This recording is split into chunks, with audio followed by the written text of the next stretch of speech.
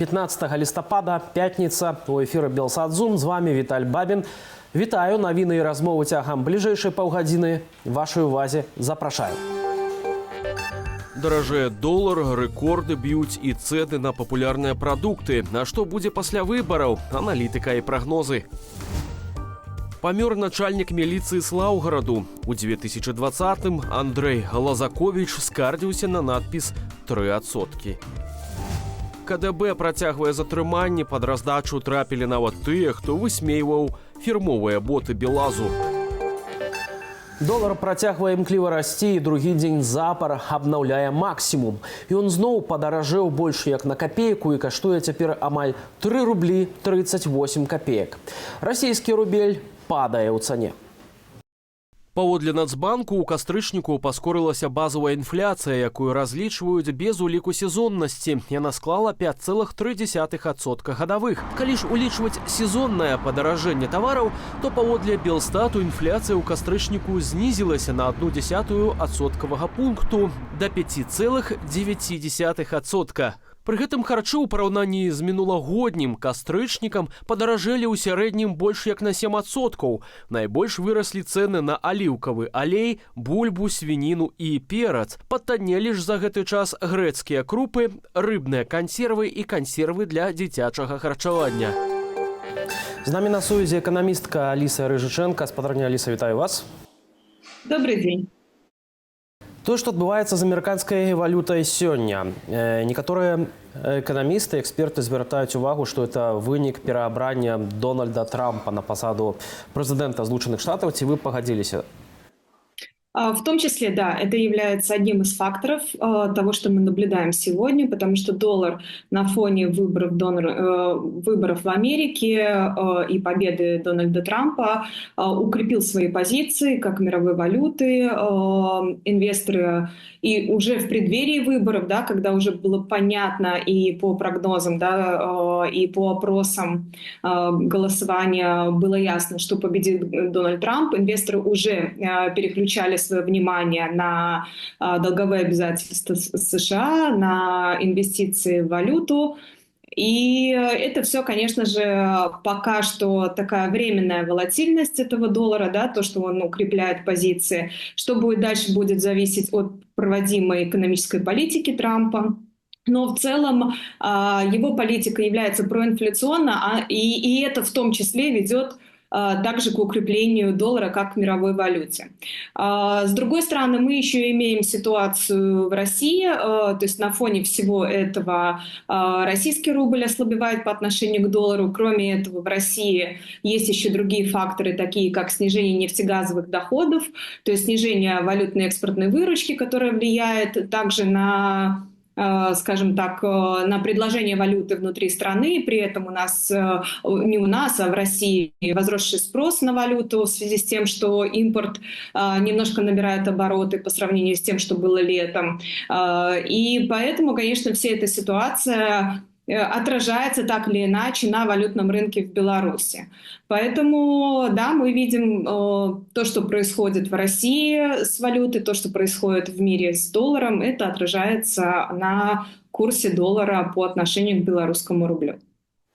У нейкай ступені гэта адлюстроўваецца і на коштах на харчы. Да прыкладу, гадавая інфляцыя ў Беларусі у кастрычніку склала 5,9%, а харчы падаражэлі ажно больш, чым на 7%. І гэта пры тым, што дзяржава рэгулюе на іх кошты. Спадарня Аліса, ці гэта значыць, што калі дзяржава адпусціць гэтыя цэны, то кошты на прадукты пойдуць яшчэ далей угару? Да, все верно. Если отпустить государственное регулирование цен, то мы увидим совершенно другую картину по инфляции. Скорее всего, она достигнет и двухзначных значений, и может приблизиться даже к 20%, как это мы наблюдали там в 2022 году. И действительно, мы наблюдаем сейчас рост инфляции. Это связано, опять же, в том числе с тем, что в России наблюдается высокая инфляция. Там понедельная инфляция в районе 0,3%, да, процентов.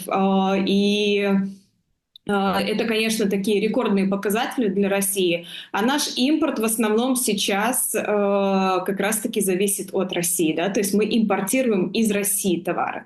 И несмотря на то, что белорусский рубль укрепляется по отношению к российскому рублю, да, сейчас в моменте, все равно вот то, что мы сейчас наблюдаем с ценами на продукты питания, на непродовольственные товары, это как раз-таки отражает то, что наш импорт ориентирован на закупку товаров из России в основном, и все, что происходит с ценами в России, будет отражаться и на нашем рынке. Ну и плюс удорожание издержек в виде повышения стоимости труда, да, повышение зарплат постоянное, повышение издержек в виде каких-то логистических затрат, в виде удорожания сырья. Это все тоже, естественно, влияет на цены и на стоимость товаров в Беларуси и отражается в конечной цене, несмотря на государственное регулирование.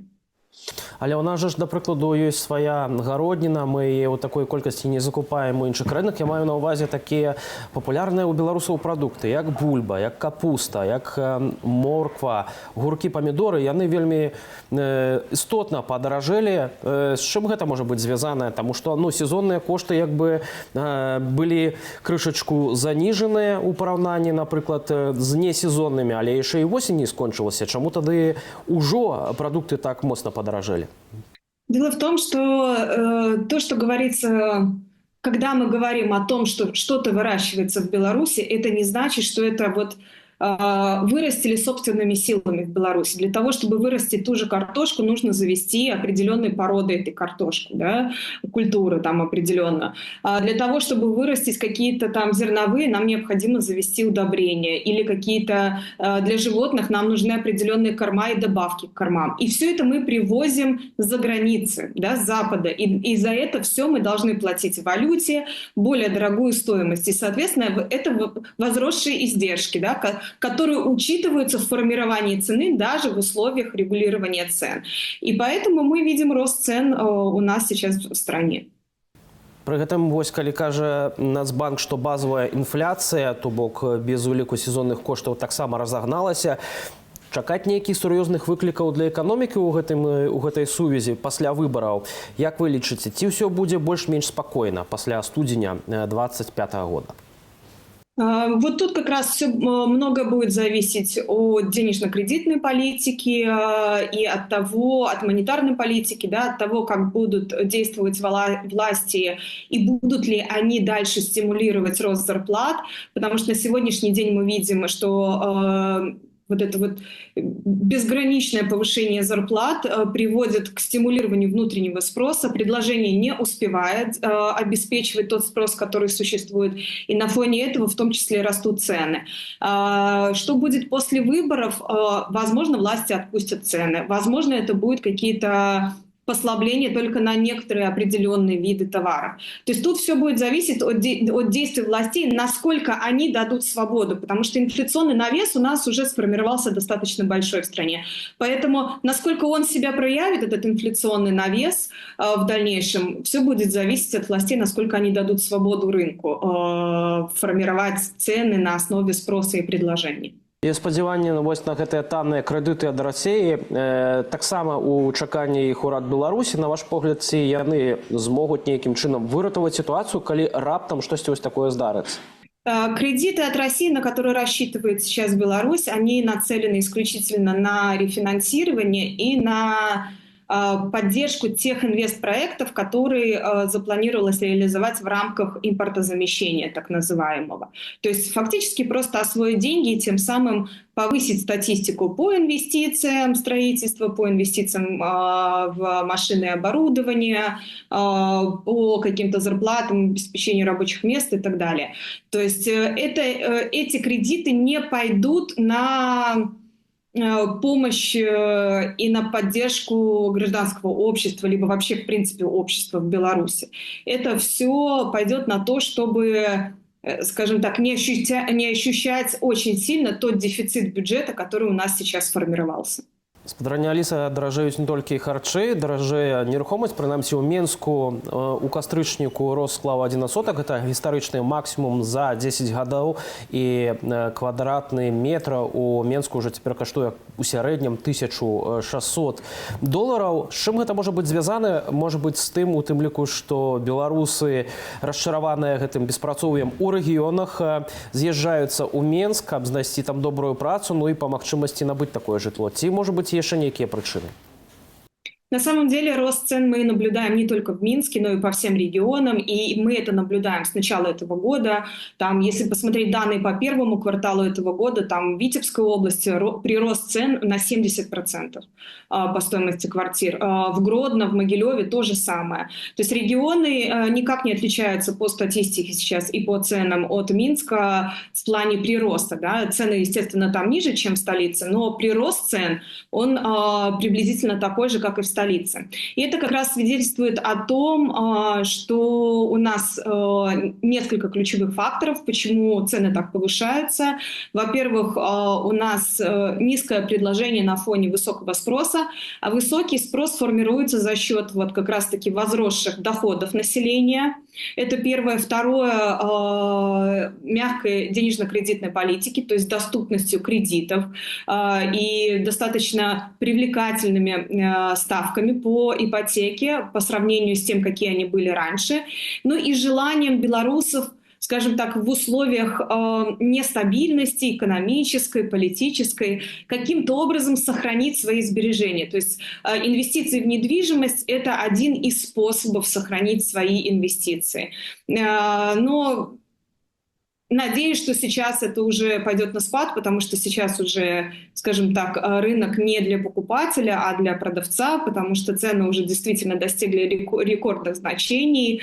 И в дальнейшем, если мы увидим какие-то ужесточения, а мы видим уже сейчас, да, пусть они идут какими-то очень маленькими шагами со стороны Нацбанка, то есть каких-то ужесточений условий для получения кредита. И тут речь не только идет о ставке, а о тех документах и обеспечении, которые необходимо иметь, да, при получении кредита, то такой спрос будет снижаться, который существует сейчас, и вслед за снижением спроса должны стабилизироваться цены на рынке недвижимости.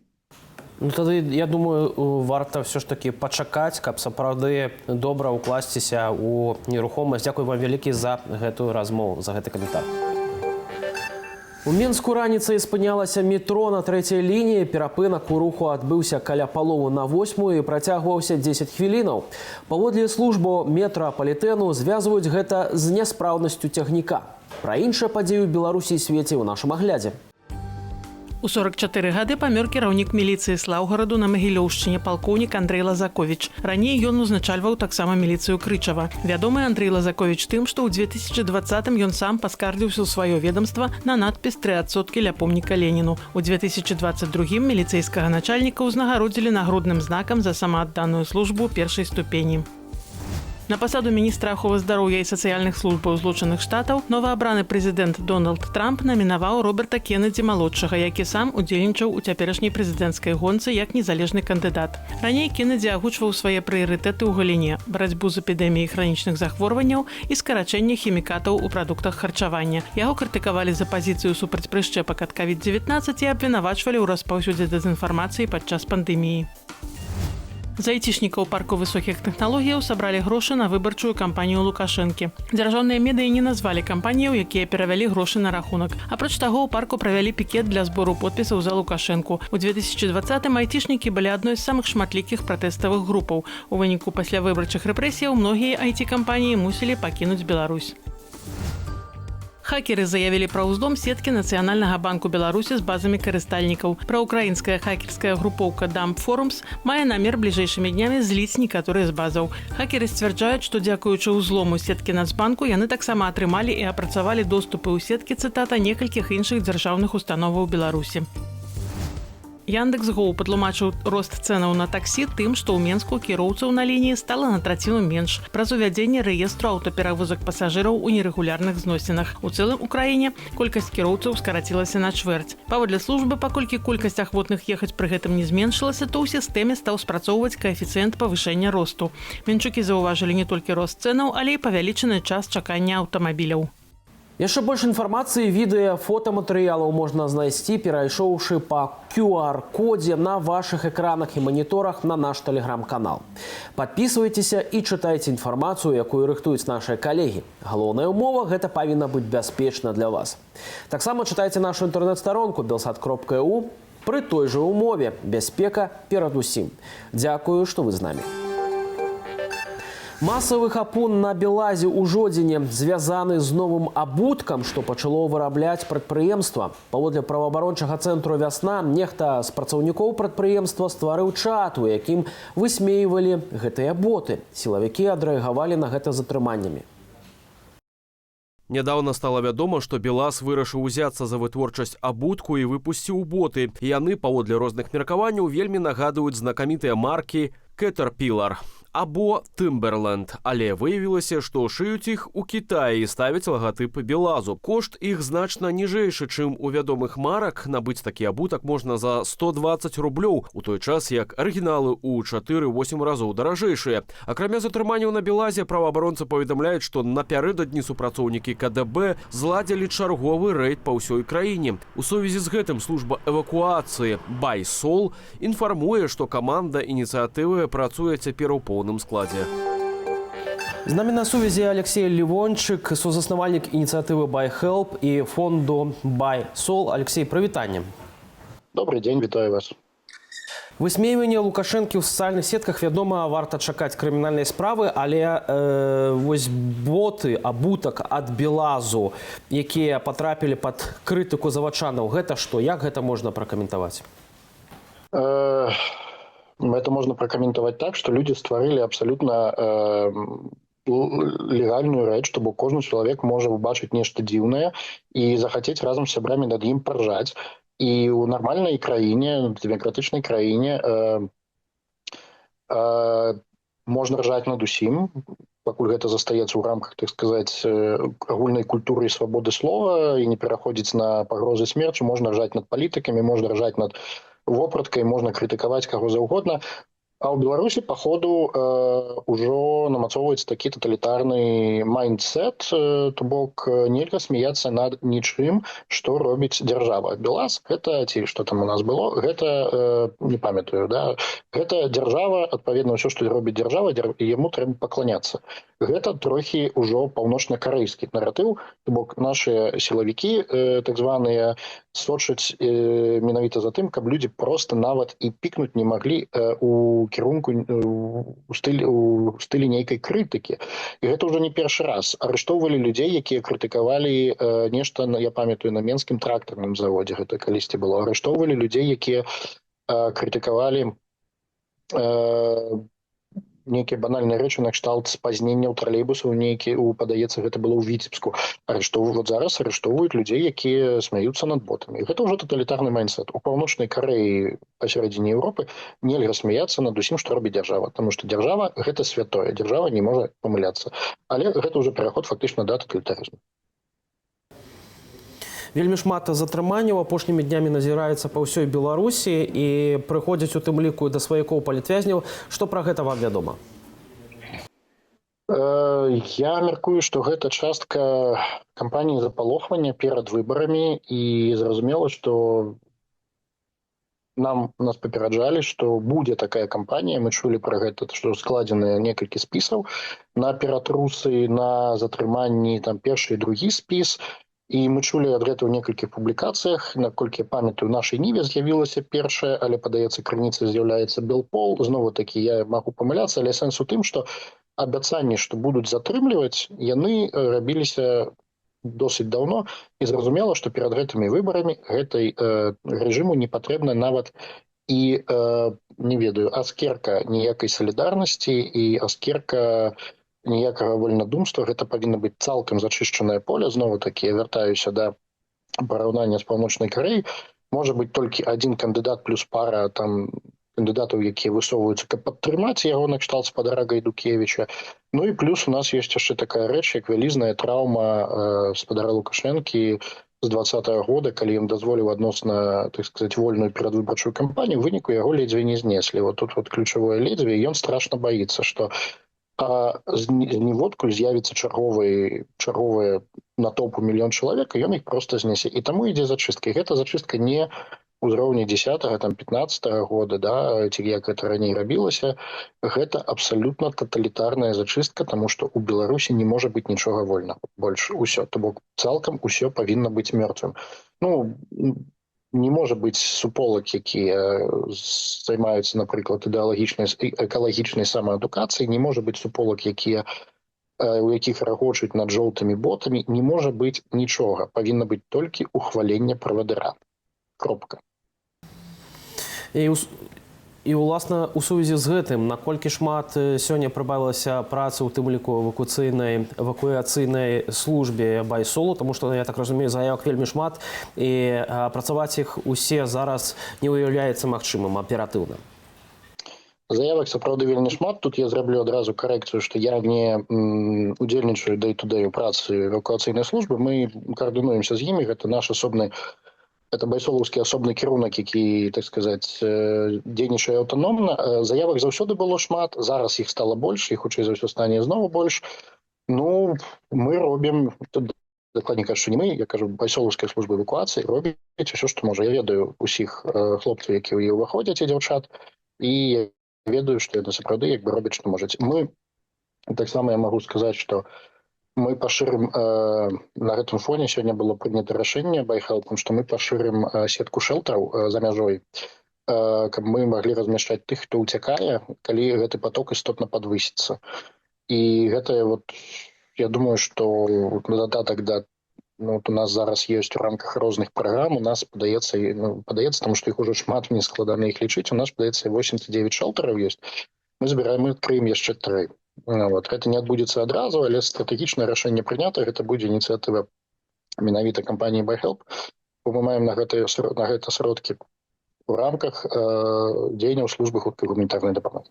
Гэтыя шэлтары знаходзяцца на тэрыторыі суседніх Літвы і Польшчы, я так разумею. Яны знаходзяцца ў Літве, у Польшчы, ёсць шэлтары ў Грузіі, і мы таксама глядзім на бліжэйшым часам на адкрыццё магчыма шэлтараў у іншых краінах, там, дзе зараз знаходзіцца істотная дыяспара беларусаў, у якіх, магчыма, могуць быць праблемы з засяленнем. Хаця зноў-такі найбольшая патрэба гэта краіны першага пункту эвакуацыі. Гэта Польшча, Літва і Грузія. У Грузіі выязджаюць тыя, у каго няма віза і трэба вельмі хутка эвакуавацца. Звычайна гэта самы такі стандартны кірунак для людзей. І там можна быць год. Натуральна, што ёсць іншыя безвізавыя краіны, але іншыя безвізавыя краіны не дазваляюць безвізавае сядзенне там цэлы год, і, адпаведна, легалізацыя там трохі больш складаная. Таму так, ва ўсіх астатніх краінах, калі людзі да іх даязджаюць, звычайна ў іх ужо сітуацыя трохі устаканеная, таму мы ў першую чаргу глядзім на гэтых 4, але мы можам таксама зараз задумацца аб адкрыцці шэлтараў у іншых краінах, калі на гэта будзе попыт. Пакуль я яшчэ не бачу, але мы гэта вывучаем. Калі мы кажам пра трапнае параўнанне з Паўночнай Карэяй, у Беларусі стала вядома, што затрымалі 16-гадовага падлетка за тое, што ён зрэзаў дзяржаўны сцяг на даху адных з шматпавярховікаў. Ці гэта значыць, што сістэма як бы дабіраецца ў тым ліку да дзяцей, і дзецям таксама можна чакаць вось гэтых рэпрэсіяў, якія ладзяцца ўжо бесперапынна 4 гады? Сістэма не павінна, сістэма ў тым выглядзе, які яна ёсць, яна не можа, дакладней кажучы, яна не можа, не мусіць, не мае права дазволіць сабе нейкага вальнадумства. То бок яна скацілася ўжо канкрэтны таталітарызм. Правадыру можна пець пахвалы. І нават не толькі правадыру, а таксама і ўраду. Крытыкаваць урад, крытыкаваць чыноўніка можа толькі правадыр. Астатнія крытыкаваць не маюць права. Гэта Паўночная Карэя. У Паўночнай Карэі затрымліваюць і адпраўляюць у так званыя працоўныя лагеры, з якіх людзі проста не выходзяць. Адпраўляюць і дзяцей разам з сем'ямі па прынцыпу калектыўнай адказнасці. То бок мы яшчэ да такога, канешне, не дакаціліся па прынцыпу калектыўнай адказнасці. Але для рэжымаў а-ля Туркменістан, а-ля Паўночная Карэя арышты і затрыманні дзяцей это не з'яўляецца нічым таким выбітным. Гэта для іх проста, хутчэй за ўсё, лагічны наступны крок, пасля, на які можна пашырыць рэпрэсіі. То бок з дарослымі мы зараз разбіраемся, тут ужо ўсё наладжана, давайце займацца дзецьмі. Я не бачу ніякіх прычын, што гэта так званы урад, так званы прэзідэнт, я не бачу ніякіх прычын, што яны будуць стрымлівацца тут, ім ужо ўсё паралельна. Гэта траўма 20-го года, гэта закручванне шурбоў, гэта проста удар па Ну, яны будуць біць там, дзе можна, пакуль ім б'ецца, што называецца. Ну, вот. Я таксама нагадаю, што была такая справа чорных салаўёў, падлеткі, якіх абвінавачвалі у выбухах ці падрыхтоўцы выбухах на чыгунцы. Я магу памыляцца зараз. У мяне, на жаль, не працуе цяпер комп, і я не магу зірнуць на імя. Быў прапагандысцкі фільмік з гэтымі ребятамі. Гэта падлеткі. Ім 16-17 гадоў. То бок гэта тое, што арыштавалі ўжо дзіцёнка, ну, падлетка 16 гадоў за тое, што ён садраў сцяг. Это нічога новага. Арыштоўваюць падлеткаў за тое, што яны нібыта ўдзельнічалі ў падрыхтоўцы тэрактаў. Яшчэ адзін цікавы выпадак, як працуе сістэма ў плане гэтых рэпрэсіяў. Выданне «Наша Ніва» паведамляе, што праз затрыманне прайшла першая намесніца старшыні Менскага гарвыканкаму Надзея Лазарэвіч. Ейны муж застаўся ў СІЗА, а яна вось ходзіць на нейкія нарады разам з катамі, якія, можна сказаць, так бы мовіць, катуюць ейнага каханага мужа. Як гэта можна ацаніць? І сапраўды ўжо такі вось прыкладны, красамоўны прыклад сталінізму? Гэта не першы красамоўны прыклад сталінізму. Арышты дзяцей, гэта ей прымус дзяцей яшчэ да так званага суда зняцца ў прапагандысцкім фільме, каб расказаць, што яны там рыхтавалі тэракты. Вось гэта ўжо красамоўны прыклад сталінізму. А што датычыць сямей, то, ну, вот так вось гэтага выпадка, пра які вы зараз сказалі, то тут яшчэ, дарэчы, далёка не сталінізм, таму што пры сталінізме арыштоўвалі сям'ю адразу. Забіраюць аднаго, праз нейкі час, як ворага народа, забіраюць і другога. І за гэтую паўзу гэтага другога паспяваюць звольніць адусюль, паспяваюць выкінуць з партыі. Гэта я кажу там пра найгоршы прыклад рэпрэсій 37-38 гадоў. Канешне, яны не сталі лягчэй у 40-х, ці там у 48-49. Вось. Але пакуль сістэма гэтага яшчэ не дэманструе. Што адбываецца? Ну, то бок, жанчына хваліць катаў свайго мужа, да, і яна пакуль застаецца на гэтай пасадзе. І я так разумею, што муж ужо досыць даўно сядзіць.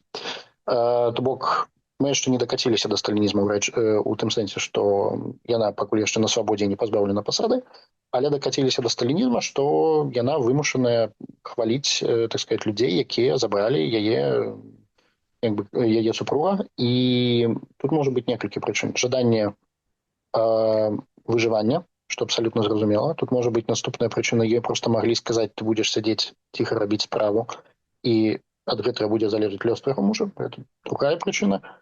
Ну і трэцяя прычына, гэта тая, пра якую я не хачу думаць. Тое, што яна мужа свайго проста скінула з рахункаў. Я не думаю пра гэта, я не хачу думаць, але ну, калі казаць ужо пра прычыны цалкам, то вот я пералічу вось гэта. Страшна, што гэтая сістэма робіць з намі, з беларусамі. Дзякуй вялікі за гэтую размову. Калі ласка, дзякую вам. Больш за ўсё снегу на сённяшнюю раніцу выпала ў Лентупах ля мяжы з Літвой. Там таўшчыня снежнага покрыва склала 3 сантыметры. Сёння ў краіне абвясцілі жоўты ўзровень небяспекі праз дождж і мокры снег, а ў выходныя сіноптыкі прагназуюць вільготнае воблачнае надвор'е з тэмпературай ад -1 градуса ўначы да +8 ў дзень. Таму першы снег наўрад ці застанецца, а пакуль зірнем на яго без каментара.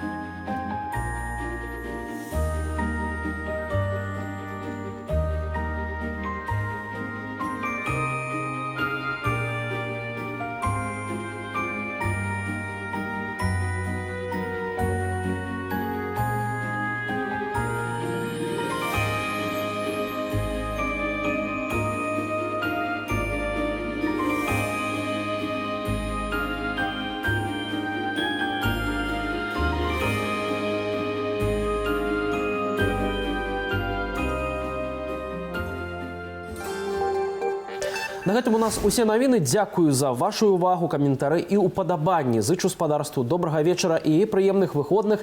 Да сустрэчы на наступным тыдні.